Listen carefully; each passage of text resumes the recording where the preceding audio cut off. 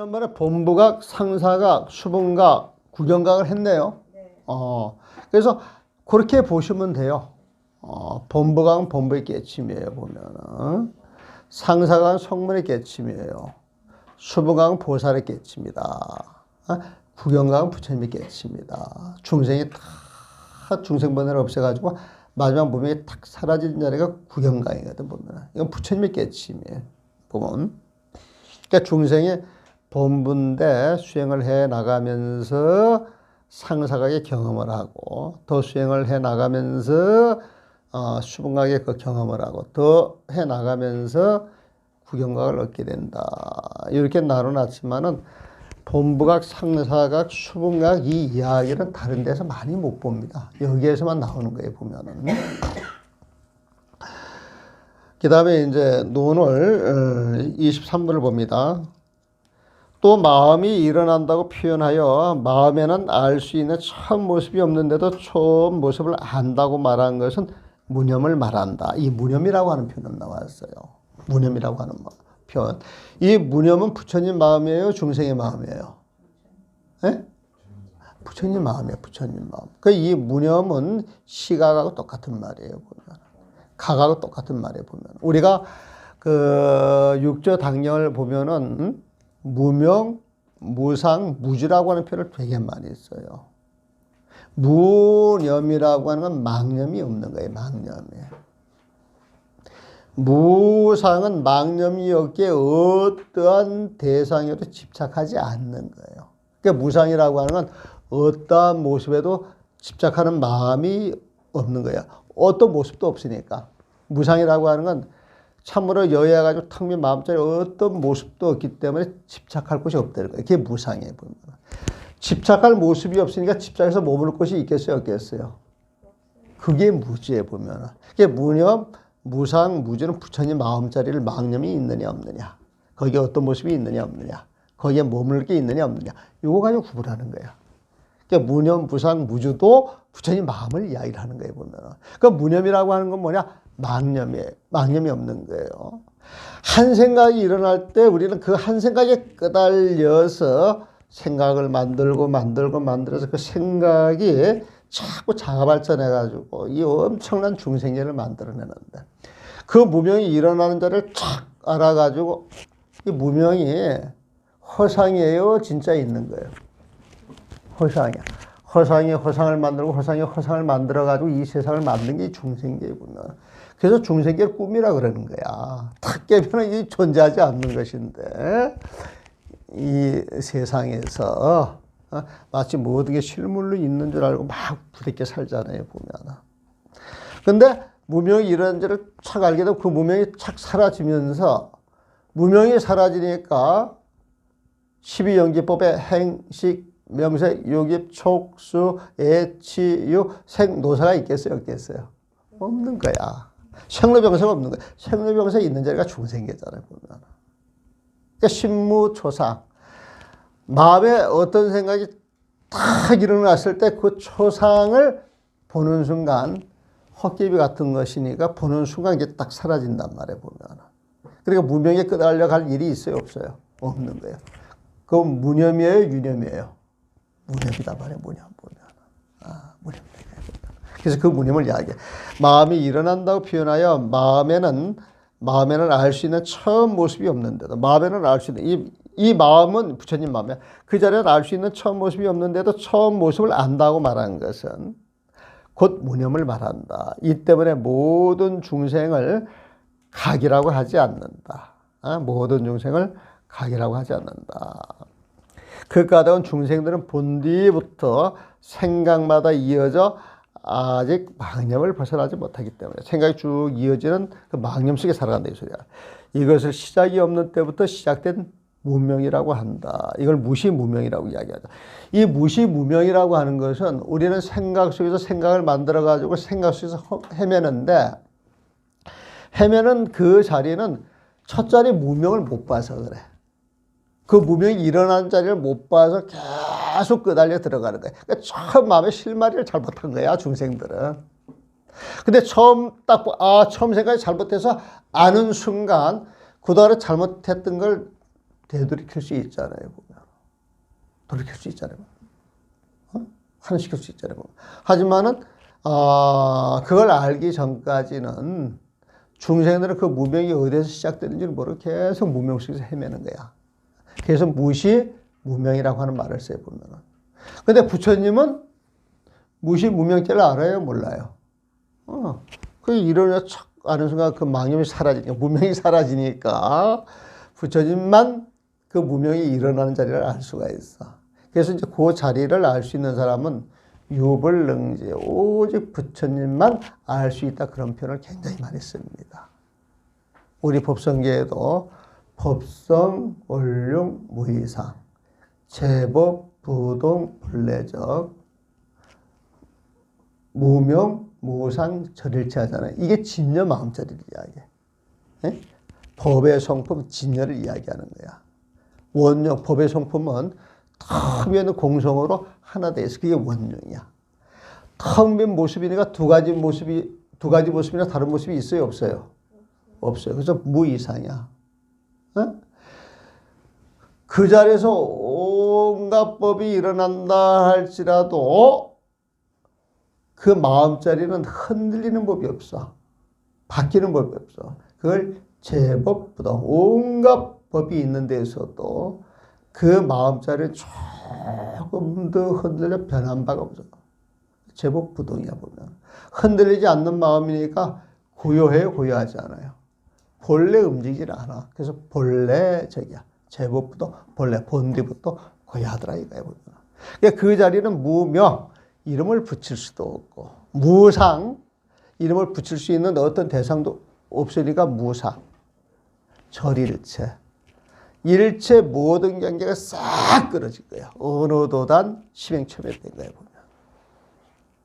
응? 그러면서 뭐야? 무명무상 절일체, 정지, 소지, 비여경이라. 정제, 정득한 지혜, 부처님의 지혜로만 소지, 알 수 있는 것이지 비여경이다. 다른 중생들의 마음자리로 알 수 있는 것은 아니다. 그렇게 이야기를 하죠. 시작이 때부터 시작된 무명이라고 한다. 이게 무슨 무명이에요? 무념을 얻은 자라면, 참 무념을 얻은 자, 망념이 없는 자에 보면 부처님 마음을 가진 사람이에요. 무념을 얻은 자라면 마음의 모습이 생겨나고 머무르고 바뀌고 사라지는 것은 아니에요. 마음의 모습이 생겨나고 머무르고 바뀌고 사라지는 이게 생주이멸이죠. 여기 생주이멸인데 마음이 딱 생겨나는 게 무명이야. 무명. 딱 생겨나가지고 그 마음이 딱 생겨나가지고 그 무명이 점차 커져가지고 이제 칠식이 돼. 칠식. 나라고 하는 놈을 떡 만들어 거기에 머물러 있어. 머물러 있어. 그걸 주라 그래. 주주 보면은. 머물러 있다가 이제 경계를 통해 가지고 이리저리 십이 분별을 하면서 그 마음이 이리저리 십이 분별하면서 바뀌어. 그게 이야. 예. 그 바뀐 마음을 가지고 업을 지어. 그게 멸이야, 멸. 그러니까 이 생주이멸은 중생의 마음이 생겨나가지고 한동안 중생의 마음자리에 있다가 그게 이제 경계를 만나가지고 이리저리 바뀌면서 딱 업을 지으면서 그 마음자리가 사라지는 거예요, 보면은. 사라지는 거예요, 보면은. 그래서 생주이멸은 마음이 생겨나서 멸하는 그 과정. 그 과정을 무념을 얻은 자, 망념이 없는 자, 부처님 마음을 가지면 척 안 되는 거야. 그래서 마음의 모습이 생겨나고, 이건 중생 마음의 모습이겠죠. 생겨나고 몸으로 바뀌고 사라지는 것은 아니에요. 무념은 평등하기 때문이다. 망념이 없는 차별이 없이 여여한 마음자리에서 그 마음을 늘 지니고 있기 때문에 거기에 탁 일어나는 무명을 안 되는 거예요, 보면은.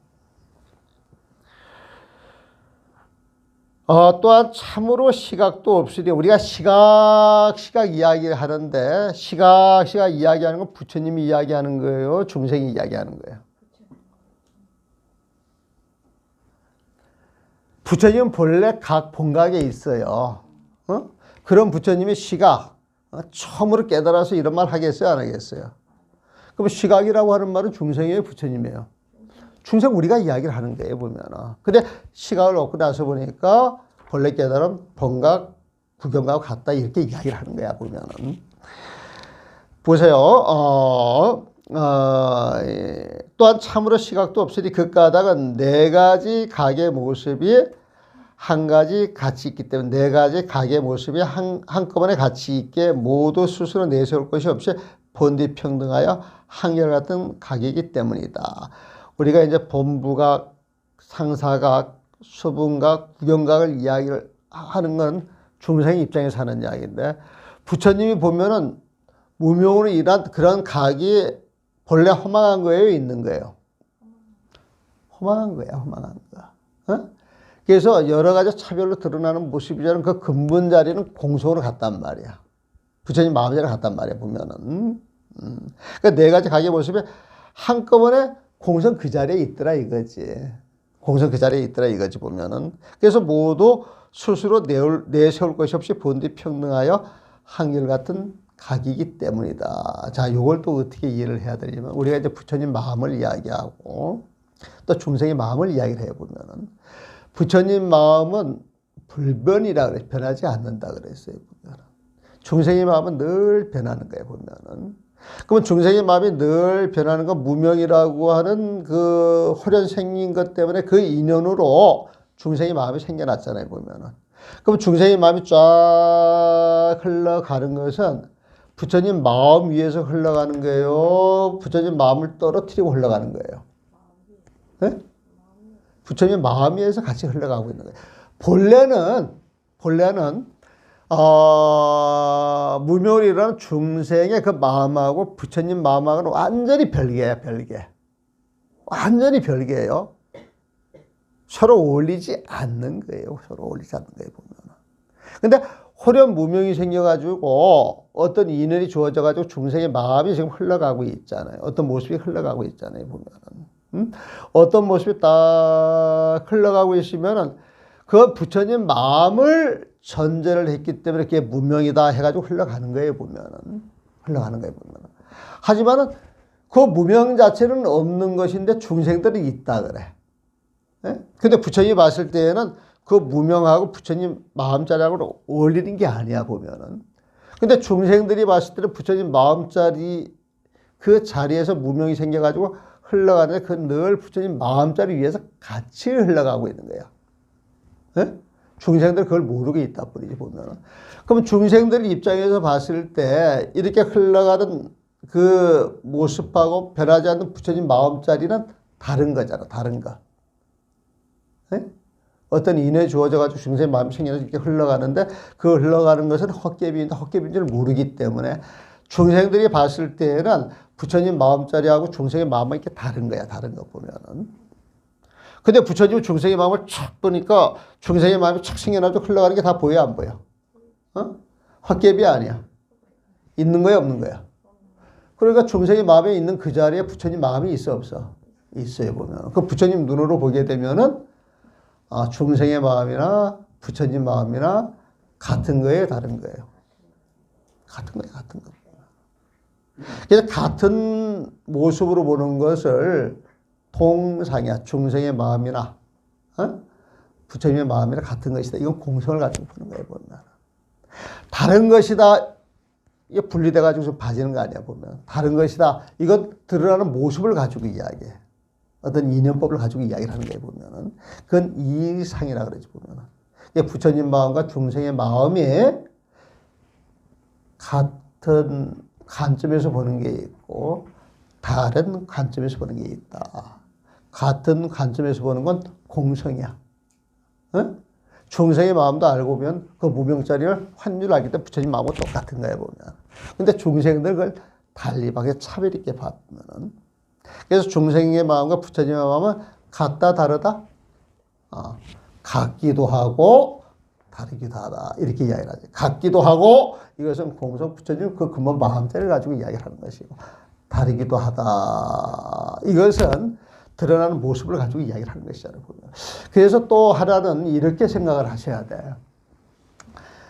지금 우리가 성불 했다 할지라도 내가 성불했으면 석가모니 부처님이 성불했으면 그 부처님 몸을 그대로 갖고 있잖아요, 보면.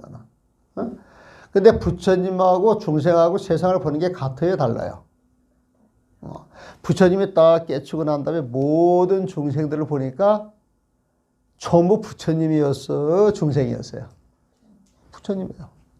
참으로 놀랍고 놀랍다. 모든 중생이 다 성불에 있는데 무명 번뇌에 뒤덮여가지고 그 자리를 모른다는 걸 보면. 그러니까 부처님이 중생을 봤을 땐 전부 부처님이에요, 보면. 그러니까 중생 하나하나를 소홀히 할 수 있어요, 없어요? 공경하겠어요, 안 하겠어요? 공경하기 때문에 늘 당신을, 중생을 갖다가 당신을 부처님처럼 공경하고 받들겠습니다. 이런 보살이 법화경에서 나오잖아요, 보면. 이게 상불경 보살님 그렇잖아요, 보면.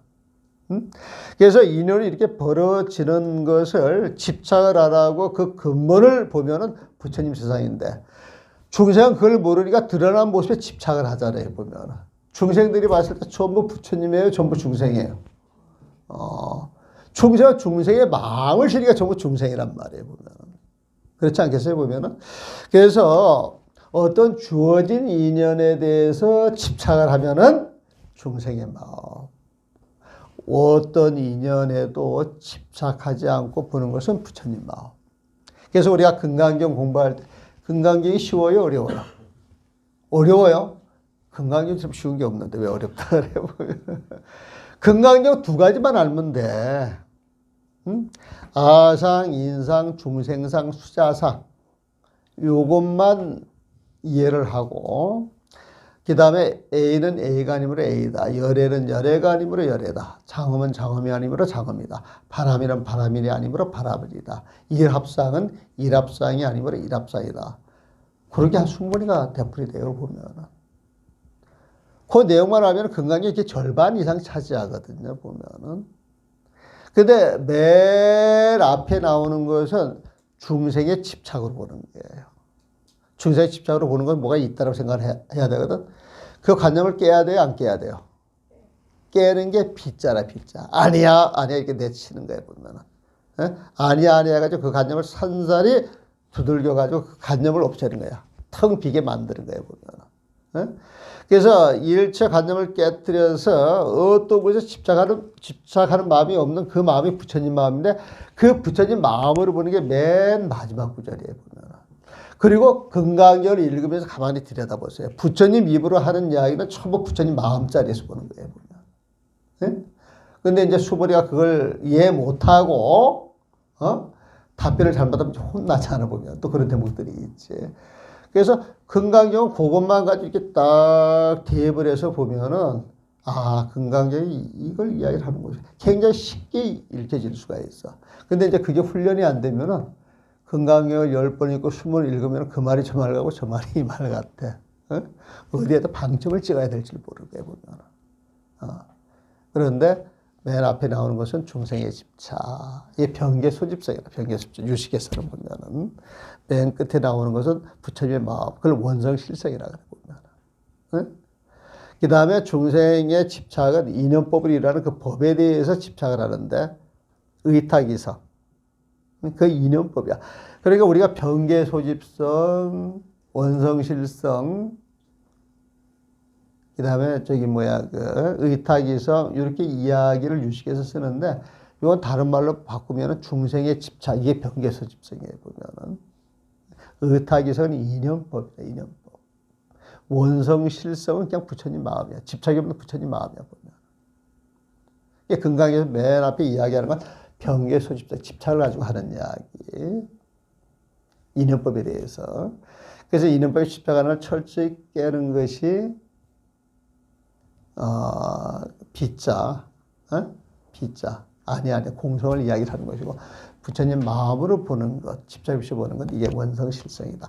아, 좀 쉬었다 하겠습니다.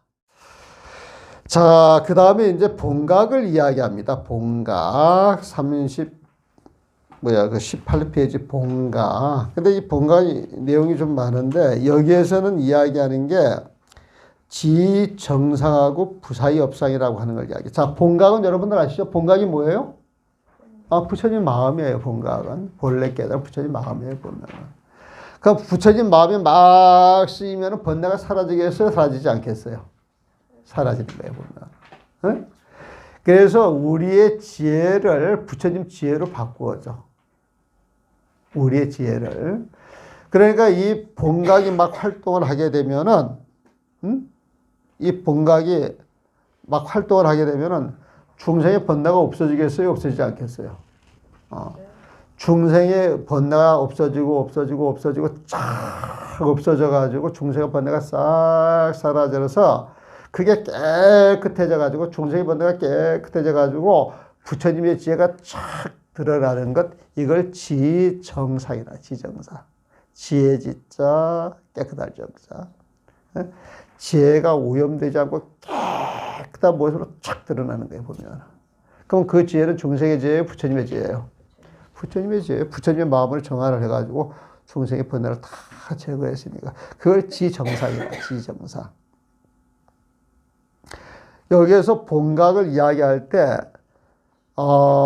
수염 본각 이런 표현을 써요. 수염 본각. 번뇌를 따라가면서 그 번뇌를 정화시키는 본각이다. 이게 수염 본각이야. 그러니까 말만 보면 오염을 따라가는 본각. 이게 무슨 말이야? 그러는 말이에요. 그럼 오염된 번뇌를 따라가면서 정화시키는 본각이다. 정화시키는 부처님 마음이다. 이렇게 이해를 하시면 돼. 근데 그 수염 본각은 내 수행으로서 내 번뇌를 제거를 해 가면서 부처님 지혜로 쭉 나서 부처님 지혜를 딱 얻었을 때 그 모습을 지정상이야.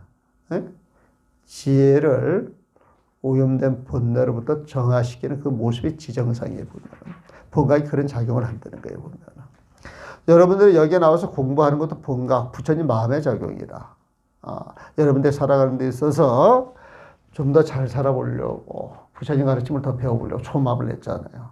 여기 이렇게 들으면서 중생의 마음을 이해하고 그래 내가 그 마음을 떨궈내야 돼 이런 마음만 가졌어도 그 마음을 갖는 순간 여러분들 오염된 마음이 떨어져 나가는 거예요. 보면 오염된 마음이 떨어져 나가는 거예요.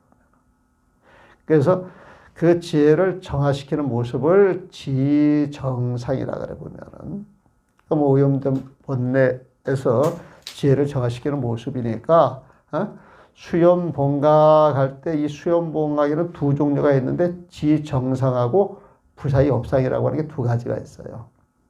이것도 별로 중요한 건 아니에요. 지정상, 부사의 업상 이렇게 이야기하는 것은 기술론에서만 또 나오지 다른 데서 별로 못 봤어.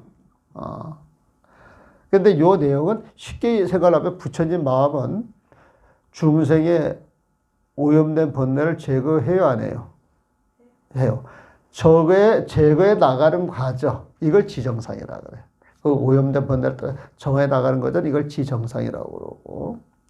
그러면 지혜가 정화가 돼가지고 부처님 모습으로 딱 드러났을 때 이걸 나 혼자 가져야 돼요? 중생한테 회양해야 돼요? 그러면 회양을 하려고 그러면 중생들한테 그 지혜를 쓰겠어요? 안 쓰겠어요? 부처님 마음자리에서 나오는 그 지혜를 쓰니까 놀라운 활동이 되겠어요? 시시한 활동이 되겠어요? 그러니까 부사의 업상이라 그래. 생각과 할 수 없는 놀라운 업의 작용이 시작이 된다는 거예요. 부처님의 가피가 중생들한테 알게 모르게 주어진다는 거예요, 보면.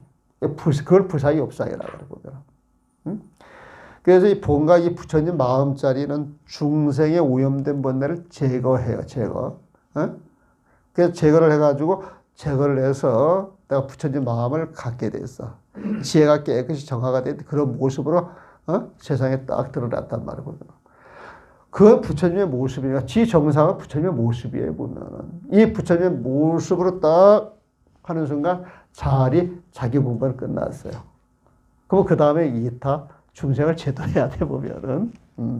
그 이타행으로 드러나는 걸 참 놀라운 불사다. 놀라운 일이다. 이거를 이 기술론에서는 부사의 업상이다. 그래 보면. 그래서 이 본각을 이야기할 때 중생의 오염된 번뇌를 따라서 정화시키는 그 작용을 이야기할 때 지정상, 부사의 업상이라고 이야기를 해보면. 근데 본각은 본래 청정한 거예요? 아니면 오염되어 있는 거예요?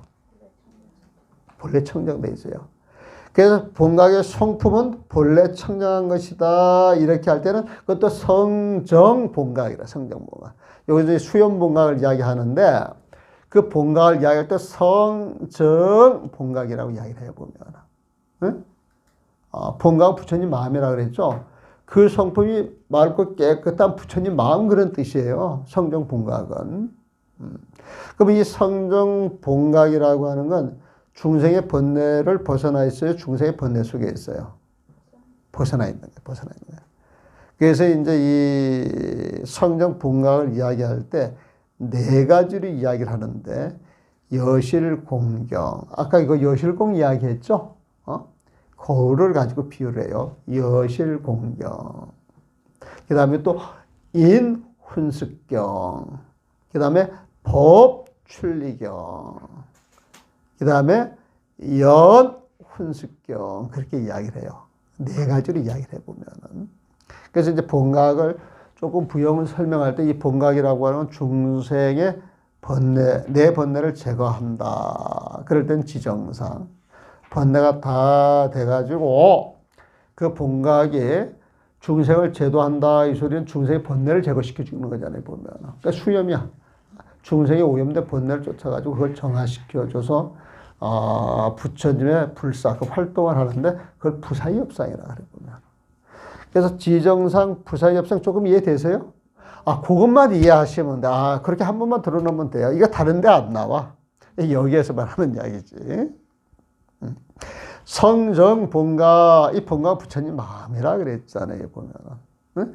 그 성품이 맑고 깨끗한 그걸 이야기할 때 네 가지로 이야기해. 네 가지 보면은. 네 가지로 이야기 보면. 어떻게 이야기를 하느냐? 여실공경.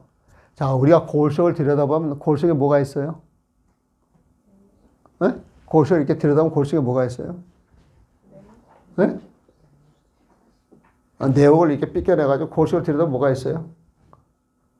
아무것도 없잖아요. 정말 아무것도 없죠, 보면은. 그걸 여실공이라 그래요, 여실공. 텅 비어있다는 거야, 텅 비어있다는 거야, 보면은.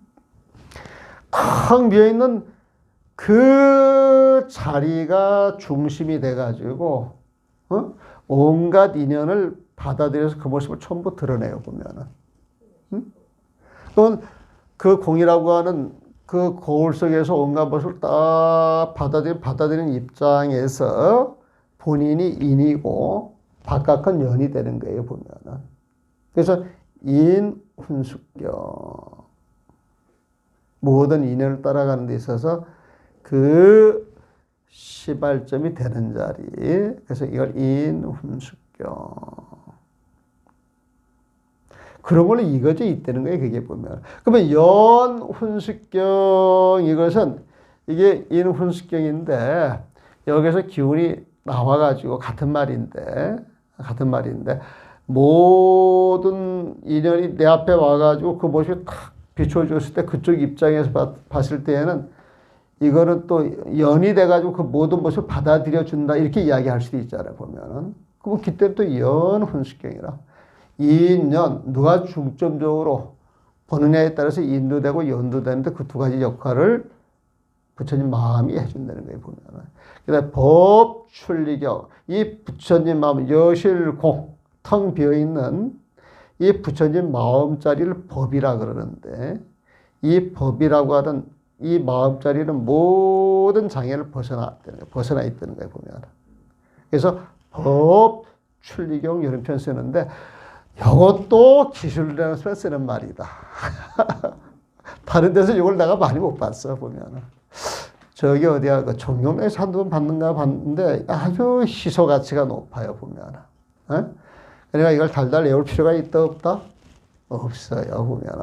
부처님 마음자리를 정말 진여, 무명가 떨어진 그 마음자리를 네 가지로 표현하는데, 여실공경, 인훈숙경, 연훈숙경, 법출경, 이렇게 표현을 하는 것이구나. 이것만 한번 듣고 가면 되는 거예요, 보면.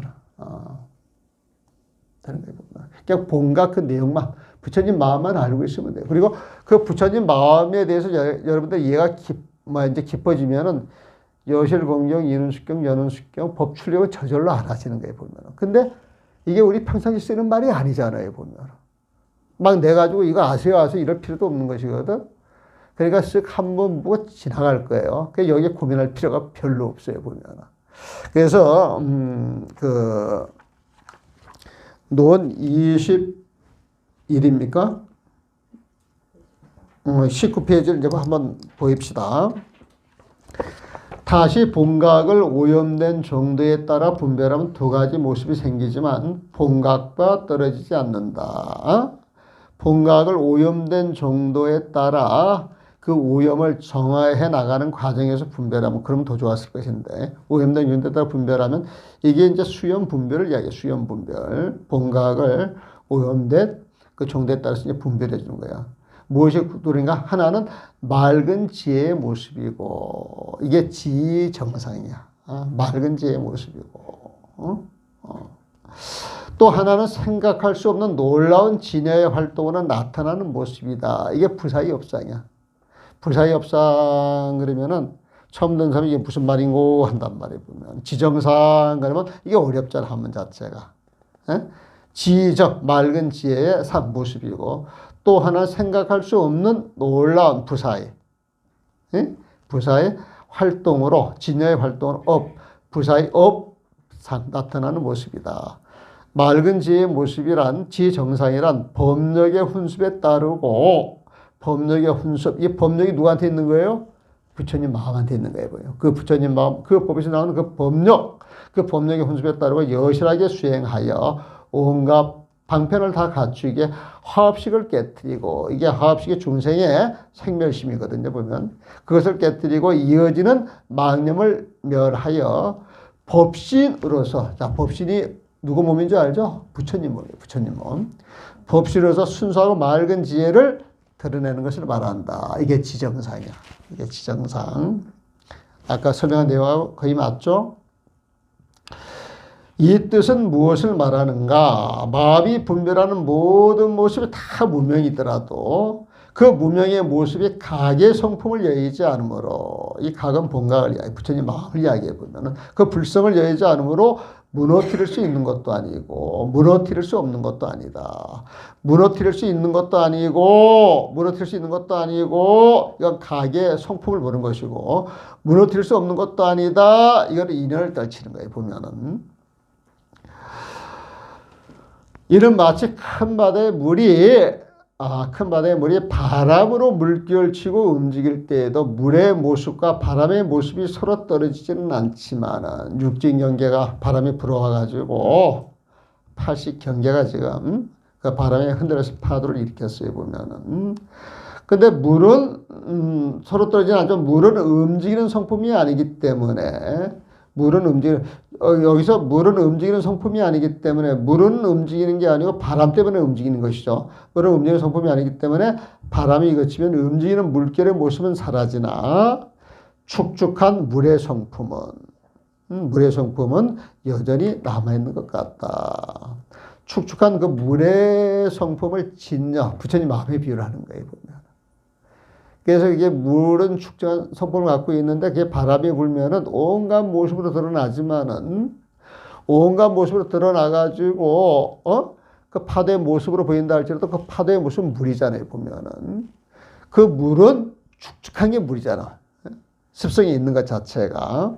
그러니까 축적 물의 성품은 여전히 남아있는 것 같다. 이와 같이 중생의 본디 성품인 깨끗한 마음이 중생의 본디 성품인 본래 성분에 있는 거야. 깨끗한 그 마음이 무명의 바람으로 움직이며 마음과 무명의 모습이 다 형체가 없어 무명의 모습이 다 형체가 없어 서로 떨어지지 않더라도 자 마음과 무명의 모습이 다 형체가 없어 이거는 이제 부처님 마음 공성을 이야기하는 거야. 참으로 여야한 마음. 없어 서로 떨어지지 않더라도 마음은 움직이는 성품이 아니므로 마음은 움직이는 성품이 아니야. 이게 참마음, 부처님 마음을 이야기하죠.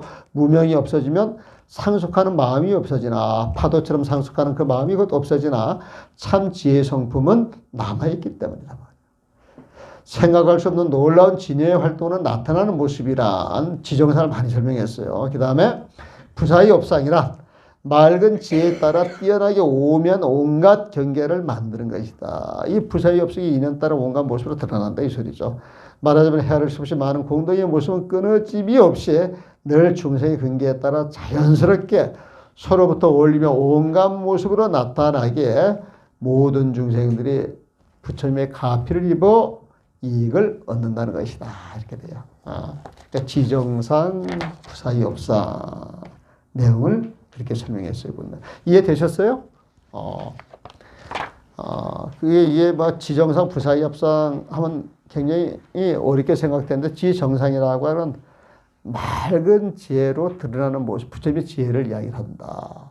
그 부처님의 지혜를 갖게 되면은 부처님의 가피로 모든 중생들한테 이익을 줄 수가 있는데 부처님의 마음속에 나오는 그 공덕이 이게 참으로 놀라운 것이다. 그래서 그걸 부사의 업상이라고 했을 뿐이에요, 보면은. 그래서 무명 속에 뭔가 부처님 마음이 들어있기 때문에 그 힘으로 무명을 제거해 나가서 정점에 다른 것이 지정사, 맑은 지혜로 드러나는 모습이고, 그 지혜를 통해서 모든 중생들 가피를 주는 놀라운 활동을 하는 것, 생각하기에 놀라운 활동을 해주는 것, 이걸 부사의 업상이라고 그런다. 그래서 맑은 지혜의 모습은 부처님 마음. 맑은 지혜, 맑다라고 하는 그 자리를 보면 부처님 마음이야. 거기서 지혜가 나오는데 그 지혜가 중생들한테 가피를 주는 거에 보면 그것을 부사의 업상이라고 그런다. 그래서 요거는 우리가 부처님 마음을 조금 이야기하면 부처님 마음 무명을 제거하고 무명을 제거해서 부처님 마음을 갖게 되면 중생을 제도하더라. 무명을 제거하는 데서 드러나는 모습이 지정상이고 그 지정상 그 모습이 중생한테 많은 가피를 줘가지고 놀라운 불사를 하는 것 이게 부사의 업상이다. 그렇게 정리를 하시면 됩니다. 그래서 여기는 뭐 이렇게만 해도 충분할 것 같은데 질문 있으십니까? 그 다음에 이제 그 옆에는 부차 각 최상자 그래서 각은 여기서 본각을 이야기해. 본각을 이야기하는데 그 본각의 그 바탕, 그 바탕은 상 어떤 모습이냐 이 소리야 보면은 각 최상자, 각체, 각이라고 하는 깨달음 그 부처님 마음자리 그 바탕은 어떤 모습이냐 묻는 거야 보면은 요 사종대일 내가 한문을 보내. 한글을 볼게요. 또 다시 각 바탕의 모습은 네 종류의 큰 뜻이 있기에 사종대에 네 종류의 큰 뜻이 있기에 허공과 같고 맑은 거울과도 같다. 이게 부처님 마음은 허공의 비유를 많이 합니다. 또 이 부처님 마음은 밝은 거울에 많이 비유를 해요. 보면 밝은 거울에. 그래서 허공 그러면 허공의 특성을 생각하면 부처님 마음이 드러나요. 보면 원래 이 두산 이부가 50년 전에 있었어요? 없었어요? 근데 지금 있어요. 보면은 50년 뒤에는 있을 거예요? 없을 거예요? 그건 몰라요. 보면은 수설을 잘하면 그때까지 가는 거야. 근데 100년 뒤에는 건설. 우주도 없어지는데 이 광당이 못 보니까 이제 짧은 시간 100년, 200년 봅시다. 보면. 그런데 이게 없을 때 여기 빈 공간이었어요. 허공이었어요. 보면은. 근데 어떤 인연이 주어져 이런 모습으로 딱 드러났잖아요. 이런 모습으로 딱 드러났는데 이런 모습, 인연 따라 드러나는 이런 모습 속에 허공이 들어가 있어요? 안 들어가 있어요? 들어가 있잖아요. 삼천대천 속에 허공이 들어가 있어요? 안 들어가 있어요? 허공을 부처님 마음에 비유하면 부처님 마음이 삼천대천 속에 들어가 있어요? 안 들어가 있어요? 들어가 있는 거예요. 그래서 부처님 마음은 시방세에 가득한 거예요. 보면. 그래서 이 부처님 마음은 허공에 비유를 하고 밝은 거울에 비유를 하기 때문에 거울의 특성, 허공의 특성을 가지고 부처님 마음을 설명하면은 어느 정도 그 모습을 그려낼 수가 있는 거예요. 보면은. 무엇이 그 내신가? 첫째는 참으로 진실한 공의 거울이니. 참으로 진실한 공의 거울, 여실공경을 그렇게 번역을 했는데, 여실공경을 그렇게 번역을 했는데, 공의 거울이, 이 공의 방점이 있어요. 정말 공이다 이 소리거든. 마음의 경계에 나타나는 모든 모습을 멀리 떠나 있기에 나타낼 수 있는 어떤 법도 없음을 말한다. 거울 속을 들여다보면 거기에 어떤 모습이 있어요? 없어요? 아무 모습도 없어요. 보면은 응? 이게 무상이야, 무상. 어떤 모습도 없는 거야, 보면은. 응? 각의 바탕은 각주의 뜻이 아니기 때문이다. 우리가 부처님 마음 할 때 그 부처님 지하고는 다른 거야. 부처님 마음이 있기 때문에 부처님 지혜가 나오지만은, 부처님 마음처럼 부처님 지혜가 나오면은 부처님 지혜가 있는 자는 부처님 마음이 있고, 응?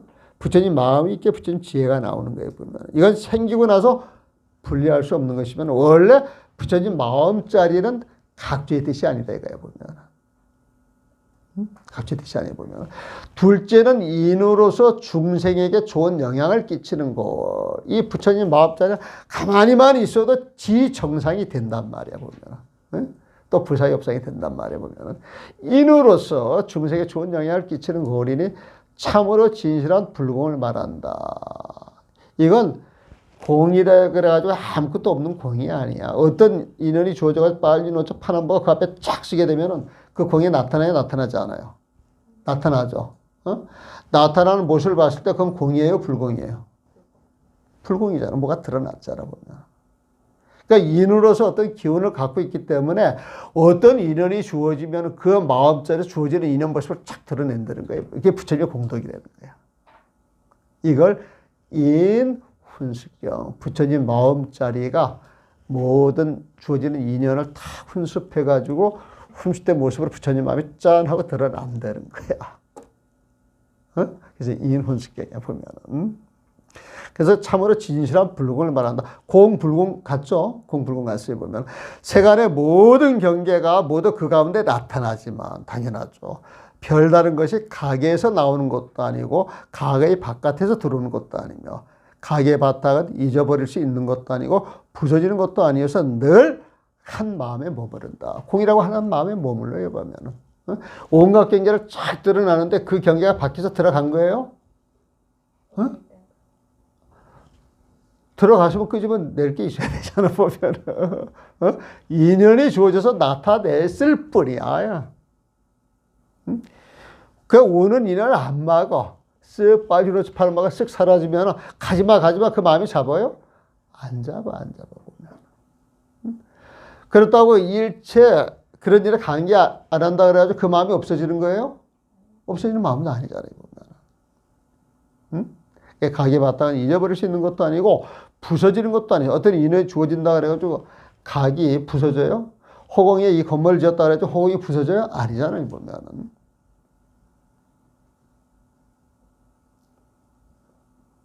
이는 모든 법이 곧 진실한 성품이기 때문이며 모든 법이 곧 진실한 성품이기 때문이며 또 오염된 모든 법이 오염시킬 수 없는 것이니 또 오염된 모든 법이 오염시킬 수 없는 것이니 바깥에 오염된 법이 온다 할지라도 그 공성 그 자리는 오염시킬 수 없다 이 소리에 보면은 지혜의 바탕이 움직이지 않고 그 텅 빈 그 자리를 움직이지 않고 어떠한 번뇌도 없이 중생을 훈습하기 때문이다. 다 품어가지고 공성 힘을 준다는 부처님 마음을 준다는 거예요, 보면.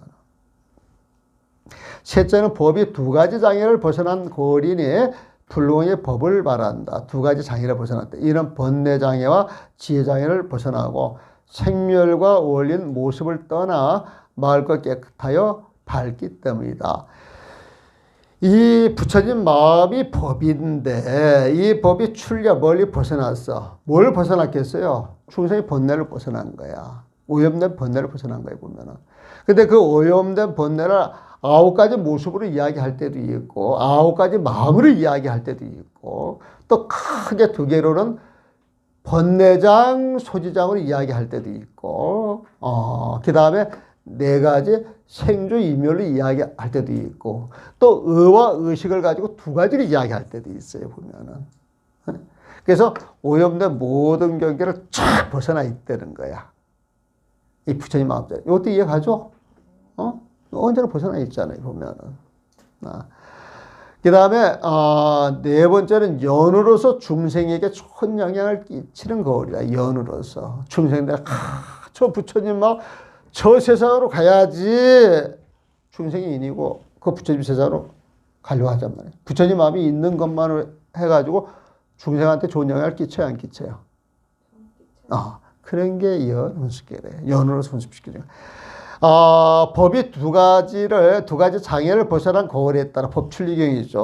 온갖 번뇌를 벗어난 그 거울에 따라 두루 중생의 마음을 비추어 오염내 마음이 사라졌기에 그 부처님 지혜로 두루 중생의 마음을 비추어서 그들 마음의 좋은 뿌리를 닦게 하는 것을 말한다. 그들 마음의 좋은 뿌리. 이게 성근이야. 성근을 이렇게 보내겠어. 그들 마음의 좋은 뿌리. 여러분들 사람들 이렇게 보면은 좋게 마음 쓰는 사람이 있고 나쁘게 마음 쓰는 사람이 있죠. 좋은 마음을 쓰는 사람은 성근이 있다 그래. 나쁜 마음을 쓰는 사람은 성근이 있다 그래요? 없다 그래요? 여러분들은 성근이 있어요? 없어요? 있다 그러네 자신 있게. 쑥스러워서 나는 이야기를 못하는데.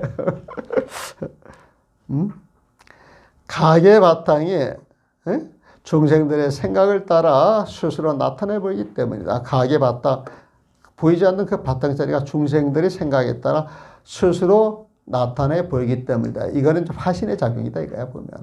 중생들이 원하는 모습을 드러나가지고 그 부처님을 인연해서 살아가도록 한다는 거예요 보면.